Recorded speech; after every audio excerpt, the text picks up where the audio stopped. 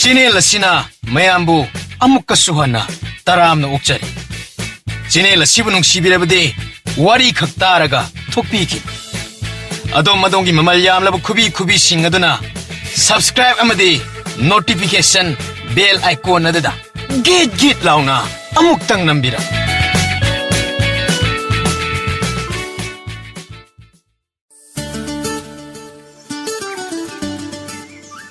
Aina pamuzariba satin ase aigi oijarabasu aina numittuda pukiba yai adubu satin ase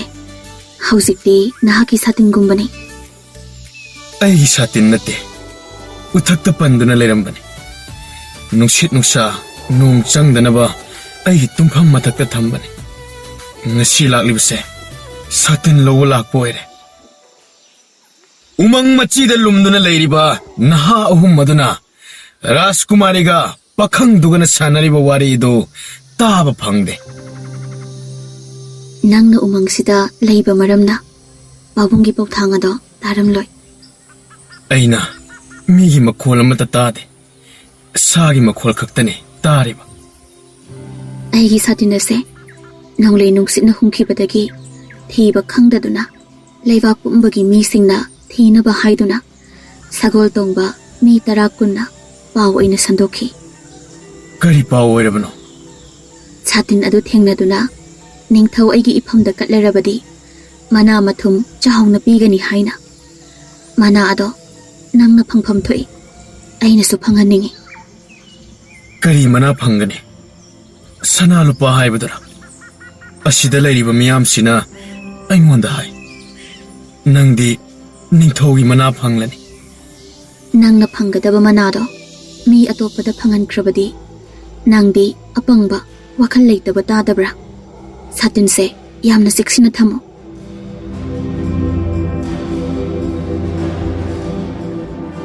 Karigino aingonda kuini yengiba aise mi mandabra sa manbra Nangonda adum yengningi nangdi aionda yengningdabra nangi nasakse yamna phajaba mina yengningba masakni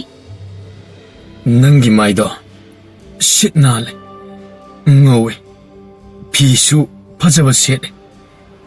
yengba pame yengba ikai aina nangonda yenglisidi aidi ikaide yengninglabadi yengo ikairuno Ei konung khangde umang sidi khangi aina nangbu konongda laknaba singani manai ama ani thanamgani hayeng magnahak satin adubu puraga konongda lakadabani konong yauraga tawgadaba pumbado inai singna takani aina makhoida sinaramgani satin pudana lakpadi yaroi Satin nase karigi pamuribano chabasu yadana Aidi mi makhaina ahauba chak mathin pijabadagi pangcha chaning chaba yadabasidi kari kanani Satin ase jahaba yadrabasu aigi thawaini Satin asibu khulamlibana haksu aigi thawaini Aise nangi thawai oirabadi aigi thawai di kana oihangani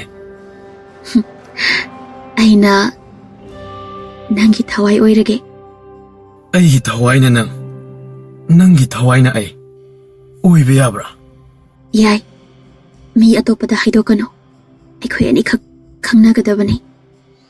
ngasidagi aigi thawai nangi thawai ai nang bhab tare ko Tare satin lo selage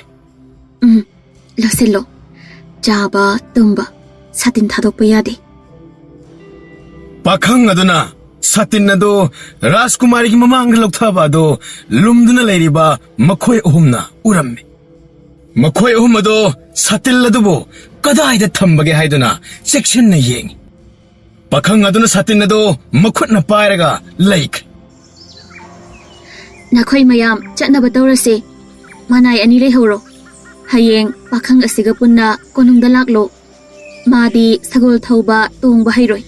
mi amaga tongminaro soida ngamdana konung yongnaba lao konong yauraga pawang ginakta pusilo satin kathalo ahoy macha ibema aikoy soidana tawjage asumna sinaba yaba sinaramlaga Rajkumari manay masin mayamga kununggidamakta khongsanba hawkre lumduna chekmuk laudana pakthaduna leiriba ahumado miyam chatkhrabanina masado khara kankhatle hojik lehoriba se manay aniga pakhang aduga ngai horen tung khraba kanda pakhang asina masaga loinariba satin se huralase adubu itaw mana mikap tholaklabadi karam tawba masigi pakhang asiga aikhoy ga lamba tawbadi yaro itaw aikhoy thawai mangdina tokan itaw kirano ai togi manaton si hana tinna chok chok thinjallaga loy nahi tabda ihek uda ningthau manai ani side hogatuna chenjakhi adudagide aikhoy ohum changduna pop pop pop pop tawraga luiridna itaw tawbadabo umang manungda diade lambi da lamhang tawrbade kana gumna uhore kana na suhainingai lite mi pong udaba sangak ta leiba umang manungda tawgadaban adubu itaw mayam soidana hochilakani pakhang ase sa maronda wari saba lon phaunaba hai haibe adude satin se umang da munda bayade makhoina konungda hanma ngai bata adudi kayang kuina ngai khini makhoina namit manga taruk ni sontaduna leirabadi aikhoi gi chaningai su amatta su konararoi yumda su nupi angangi sananaba amatta leiramlara ngasi hayeng soidana chatkadaba male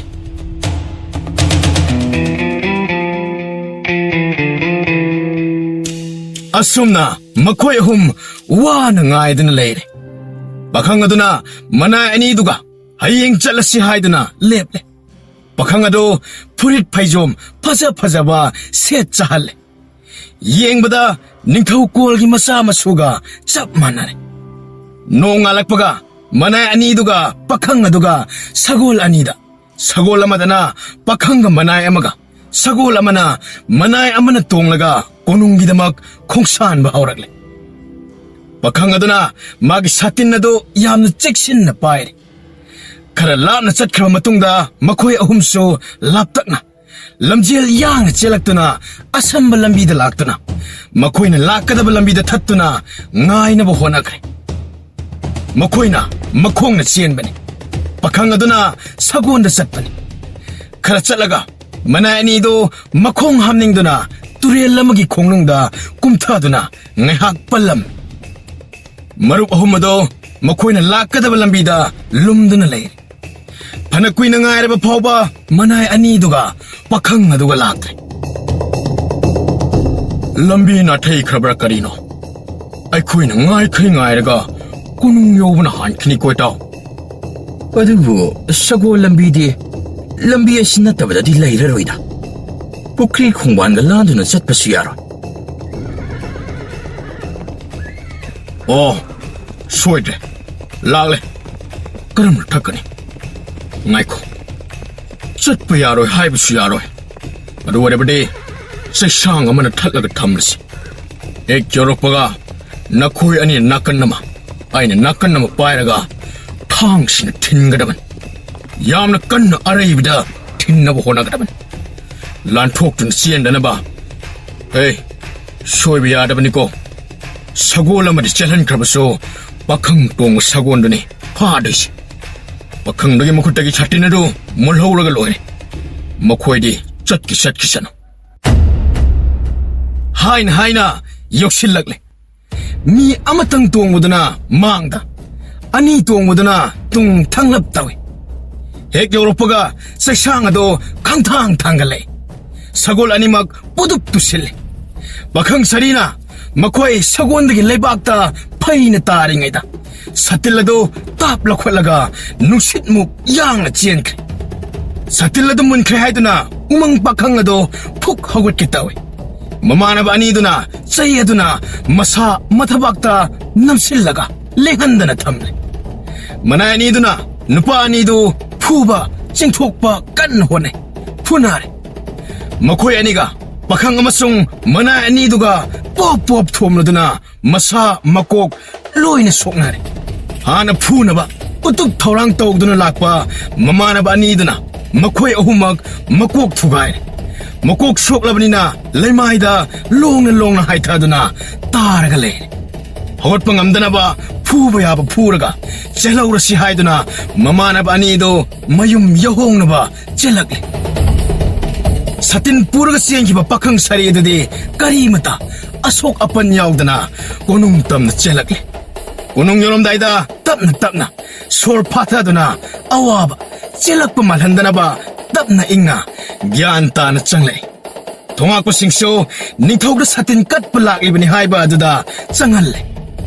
ningthogi manak yauna manai aniga pakhang sariga changlakle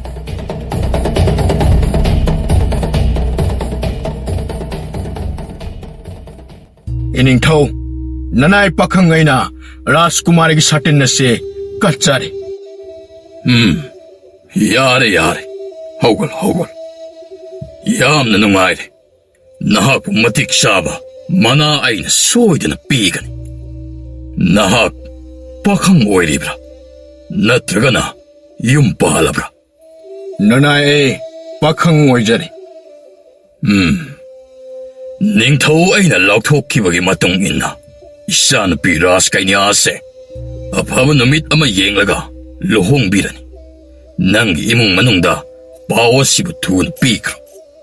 phagani ningthau satin katlariba nupa se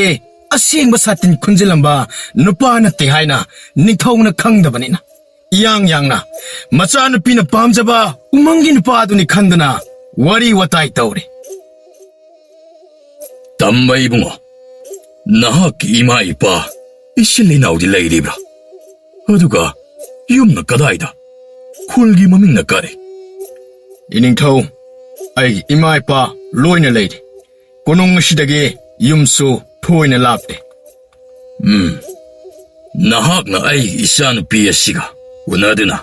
waidi sarabra sanadri iningthau ubadi uzare aina yamna pamjaba khanjaba Rajkumari ni Isanu piga maharaniga Laisangda lai khurumba chatkre Halaklani makoisu Iningthau aishu laitin yamna ningje Pai Ishorgi maphamda thajaba thamba haiba ase Sangsara sibu nungsibagi khudam Ishorbu ningjaba thajaba thamliba Misak amatana ngasi phawbada Arana hui oidaba Migi mangnenaba sinba Sungtaw tawro Aina thajay Isanu pinasu Nahakbu thajay Aduga loina na Mama maharani nasu Nangbu thajare Nahakki tawbimal Ningthau aina wanga thagale Iningthau pumnamak ishor mag thokjane Phare Adubu Nahakbu wangangba khotpadi Ningthina hairabro Iningthau aina ngangba sakpa thaglon yaudaba yaukhabasu ngakpiu aihak wangang sangang phajana khoi lirina ngangnaba honajagani asoibi yaurbasu nanaibu apangmani khanna ngakpiu Ningthau aidi itha thajababu ngamdeni Nahak wangangba sakpa ningthina phajana hairaba misak amani asoiba karishu yaudra Asum angam mathau loinaraga hiena phajaba wangang sajatti thorakani asumna wari saringaida Rajkumariga mama maharaniga lai khurumba halagle Rajkumari masung maharani anisu pakhang amana satin katpa lagle haiba pau taram Rajkumari yamna harauna lai katlubagi polam thanam laga lai sangchatbagi visual phawba honglamdana mapabungi manakta lagle Isanu pisu lai khurumba halagle Lao ibeba Nahakki mangluraba satin na daw Pakhang ngasina ningthau aingonda katlare yamna harauna Rajkumari mai onsinna pakhang adugi ꯃꯃꯥꯡꯗ ꯂꯦꯞꯄꯤ ꯎꯃꯪꯒꯤ ꯄꯥꯈꯪ ꯑꯗꯨ ꯑꯣꯏꯔꯝꯗ꯭ꯔꯦ ꯔꯥꯖꯀꯨꯃꯥꯔꯤ ꯁ꯭ꯋꯥꯏ ꯂꯥꯎꯈ꯭ꯔꯦ ꯃꯁꯥ ꯊꯛ ꯊꯛ ꯅꯤꯛꯄ ꯃꯈꯩ ꯁꯥꯎꯅꯤꯡꯈ꯭ꯔꯦ ꯄꯥꯕꯨꯡꯅ ꯍꯧꯖꯤꯛ ꯍꯥꯏꯕ ꯑꯗꯨꯕꯨ ꯁꯥꯇꯤꯟ ꯀꯠꯄ ꯂꯥꯛꯂꯤꯕꯅꯤ ꯍꯥꯏꯕ ꯀꯗꯥꯏ ꯁꯥꯇꯤꯟꯗꯤ ꯁꯥꯇꯤꯟꯗꯤ ꯆꯨꯝꯂꯦ ꯑꯗꯨꯒ ꯀꯠꯂꯔꯤꯕ ꯃꯤꯁꯛ ꯑꯁꯤꯗꯤ ꯑꯣꯟꯅꯔꯦ ꯄꯥꯕꯨꯡ ꯁꯥꯇꯤꯟ ꯀꯠꯂꯔꯤꯕ ꯅꯨꯄꯥ ꯑꯗꯨꯗꯤ ꯀꯔꯝꯕ ꯀꯥꯗ ꯂꯩꯈ꯭ꯔꯕꯒꯦ ꯄꯣꯊꯥꯍꯜꯂꯤꯕ꯭ꯔꯥ ꯀꯔꯤꯅꯣ ꯏꯁꯥꯒꯤ ꯍꯧꯖꯤꯛꯀꯤ ꯋꯥꯍꯩ ꯑꯗꯣ ꯁꯥꯇꯤꯟ ꯀꯠꯂꯔꯤꯕ ꯄꯥꯈꯪ ꯑꯗꯨꯅꯤꯅꯦ ꯃꯁꯤꯗ ꯐꯝꯂꯔꯤꯕ ꯑꯁꯦ ꯁꯥꯇꯤꯟ ꯑꯁꯦ ꯁꯤꯗ ꯐꯝꯂꯤꯕ ꯄꯥꯈꯪ ꯑꯁꯤꯅ ꯀꯠꯂꯕ ꯁꯣꯏꯗ꯭ꯔꯕ꯭ꯔꯥ ꯃꯥꯅꯤꯅꯦ ꯍꯧꯖꯤꯛ ꯉꯥꯏꯍꯥꯛꯀꯤ ꯃꯃꯥꯡꯗ ꯃꯈꯨꯠꯃꯛꯅ ꯄꯥꯏꯗꯨꯅ ꯄꯨꯔꯛꯂꯒ ꯑꯩꯒꯤ ꯃꯥꯡ ꯑꯁꯤꯗ ꯀꯠꯂꯔꯤꯕꯅꯤ ꯃꯥꯒꯤ ꯐꯪꯐꯝ ꯊꯣꯛꯄ ꯃꯅꯥ ꯃꯊꯨꯝ ꯏꯄꯥꯅ ꯄꯤꯒꯅꯤ ꯑꯣ ꯑꯩꯕꯨ ꯔꯥꯖꯀꯨꯃꯥꯔꯤꯅ ꯃꯥꯏꯊꯤꯕ ꯅꯪꯍꯟꯒꯗꯧꯔꯤꯕ꯭ꯔꯥ ꯑꯩ ꯊꯧꯅꯥ ꯄꯨꯊꯣꯛꯀꯅꯤ ꯄꯥꯕꯨꯡ ꯑꯆꯨꯝꯕ ꯇꯧꯗꯕ ꯃꯤꯅꯝ ꯅꯝꯊꯥꯛ ꯇꯧꯕ ꯍꯨꯔꯥꯟꯕ ꯃꯤꯕꯨ ꯀꯩꯗꯧꯅꯨꯡꯗ ꯉꯥꯛꯄꯤꯔꯣꯏꯗꯕꯅꯤ ꯑꯩꯅ ꯅꯤꯡꯊꯧ ꯑꯣꯏꯔꯕꯁꯨ ꯑꯆꯨꯝ ꯑꯔꯥꯟ ꯕꯤꯆꯥꯔ ꯇꯧꯅꯅꯕ ꯏꯁꯣꯔ ꯃꯍꯥꯛ ꯂꯩꯔꯤ ꯏꯁꯣꯔꯒꯤ ꯃꯌꯥꯊꯪ ꯀꯣꯛꯊꯛꯇ ꯊꯣꯡꯂꯒ ꯅꯤꯡꯊꯧ ꯑꯃ ꯑꯣꯏꯅ ꯋꯥꯌꯦꯜ ꯇꯧꯒꯗꯕꯅꯤ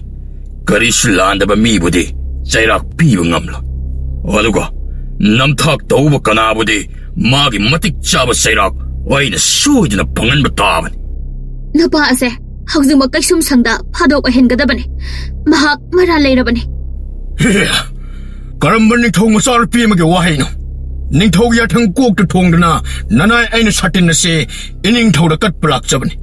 ꯑꯩꯕꯨ ꯏꯅꯤꯡꯊꯧꯗ ꯀꯔꯤ ꯊꯧꯒꯂꯣꯟ ꯀꯥꯏꯕ ꯌꯥꯎꯈ꯭ꯔꯕꯒꯦ ꯏꯕꯦꯝꯃ ꯅꯍꯥꯛ ꯉꯥꯏꯍꯥꯛꯇꯪ ꯄꯣꯊꯥꯔꯣ ꯅꯪ ꯋꯥꯈꯜ ꯑꯃ ꯇꯧꯔꯕ ꯃꯥꯜꯂꯦ ꯑꯣꯏꯗꯕ ꯇꯧꯔꯒ ꯃꯤꯅꯝ ꯁꯣꯔꯤꯗꯨꯅ ꯑꯆꯨꯝꯕ ꯁꯥꯕ ꯌꯥꯔꯣꯏ ꯀꯩꯁꯨꯝ ꯁꯪꯗ ꯅꯄꯨꯟꯁꯤ ꯂꯦꯟꯒꯗꯕꯅꯤ 이닝ꯊꯧꯒꯤ ꯄꯥꯎꯊꯥꯡꯒꯤ ꯃꯇꯨꯡꯏꯟꯅ ꯔꯥꯖꯀꯨꯃꯥꯔꯤꯒꯤ ꯁꯥꯇꯤꯟ ꯑꯁꯤ ꯏꯆꯝ ꯆꯝꯅ ꯀꯠꯆꯕ ꯂꯥꯛꯆꯕꯅꯤ ꯅꯤꯡꯊꯧ ꯑꯃꯒꯤ ꯋꯥ ꯉꯥꯡꯅ ꯆꯠꯄꯤꯕ ꯆꯠꯄꯤꯗꯕ ꯍꯥꯏꯕꯗꯨꯗꯤ ꯏꯅꯤꯡꯊꯧꯒꯤ ꯁꯛꯇꯤꯒꯤ ꯋꯥꯡꯃꯗ ꯂꯩ ꯏꯆꯥꯅꯨꯄꯤꯕꯨ ꯏꯅꯤꯡꯊꯧꯅ ꯊꯦꯝꯖꯤꯟꯕꯤꯗꯨꯅ ꯑꯩꯕꯨ ꯃꯤꯌꯥꯝ ꯃꯥꯡꯗ ꯈꯣꯡꯒꯣꯏꯅꯕꯤꯒꯅꯨ ꯋꯥꯈꯜ ꯑꯃ ꯇꯧꯗꯨꯅ ꯉꯥꯏꯍꯥꯛꯀꯤ ꯋꯥꯈꯜ ꯈꯜꯂꯒ ꯄꯪꯍꯥꯏ ꯍꯥꯏꯕ ꯑꯣꯏꯔꯝꯂꯕꯁꯨ ꯏꯔꯥꯏ ꯂꯥꯏꯅ ꯃꯤꯁꯛ ꯑꯃꯕꯨ ꯃꯔꯥꯜ ꯂꯩꯇꯅ ꯀꯩꯁꯨꯝ ꯁꯪꯅ ꯊꯝꯖꯤꯟꯒꯅꯤ ꯍꯥꯏꯕꯁꯤꯗꯤ ꯅꯅꯥꯏ ꯑꯩ ꯇꯥꯕꯗ खरा नुंगाइते निंगथौ पाबुंग नपा अस्तिगी वा तारुबगी कानाबा लेते असुम असुम माना ओइदबा nganglaklabadi mamaida wathok oigani पाबुंग हाउजिंबा उमंगदा मनाई अमा ani thabiyo umangda lehoba inai ani aduga pakhang aduga umangda lengdana leiribra yengnanaba पाबुंग mi thabiyo मचान पिन हाइबदो करी नु हाइबा मरी मखों खंगद्रबसो मनाई अहुम मरी उमंग ने चलहनख्रे यामना थुना हयेंग मखलकनबा मुन्ना सिनख्रे राजकुमारी ने तौरिबा मतौदुदा पाखंग सारीदो मिहुन चोंग हौरगे हो हाय चलो वन फगदौरिब्रा करी सिनलिबा आइना चुमना तौरी साटिन कटलबने साटिन कटलबगे करी अवाबन फमथोई पाखंग नहाकन कटलरिबा साटिन असे करंबा कांदा करी नमित फंगलिबना इनिंथौ थैरोक थैजिन तौदुना वाफै यमदा पुथोकलगा मना पीदनबा होनदबसो इसिंग सेंग हेक्टिया थंग तौथाबियो मतम खरगी ममांगदा साटिनदो निंथौ वेंगोना कटलरबदे मना मथुम चावना पीगनी लाउखिबादो हौजिकति पीरन निंथौ वेना पाबा मतम हेनख्रे हाइना हेक्ट लाउथोकपियो निंथौ पाखंग अमुक साउखिन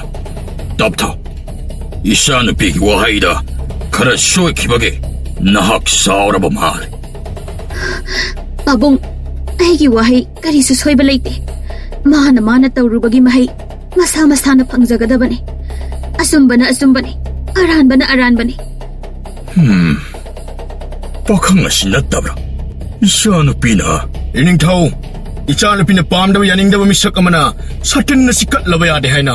हाना लौथोकपिरमलबदे फगदबने मरु खंजरमलबदे अहाक satin नसि कच्चबा लाक्चरमलोइदबने मांगदा फमलिबसे कनानो खंगना वांगांग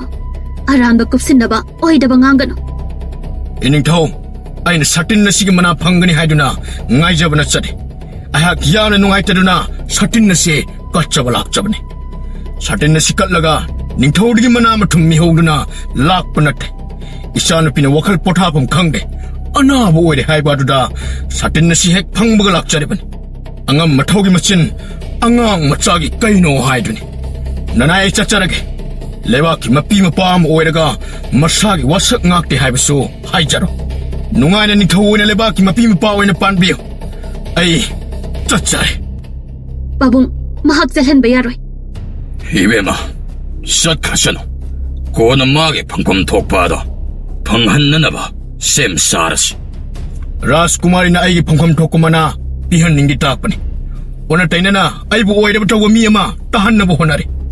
Nahak, nasana nasada hanglaga. O kung maduso, nasana nasada piso. Sa atin na se, nang nagkaramba kanda, kay daw ngay, karamba mapamdagi pangbano haibado. Sa atin na se, lebak ningtaw na katlarabade, manamatum chaw na pigin haiba kaktani.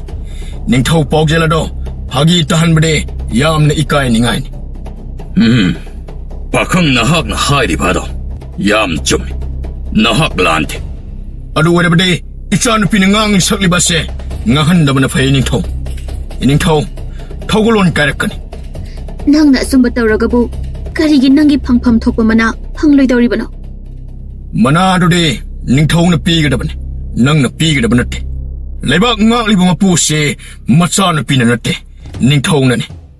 Ningtaw magi matsa ni haiduna, lebak ki wayal tawdada, pangyaw yaw silakan. Mana pidabagi ay na, waro wakari sutawro. Ras kumari na isang taong ay bukasum sang na tamsing gadaban ni haibado de, oy thok tabawani. Ay silalaglaban de, lebak ki mapi mapani, ningtaw gi matsa na pinihana, makak tamlan. Ay chale, kanana ting mga magayeng.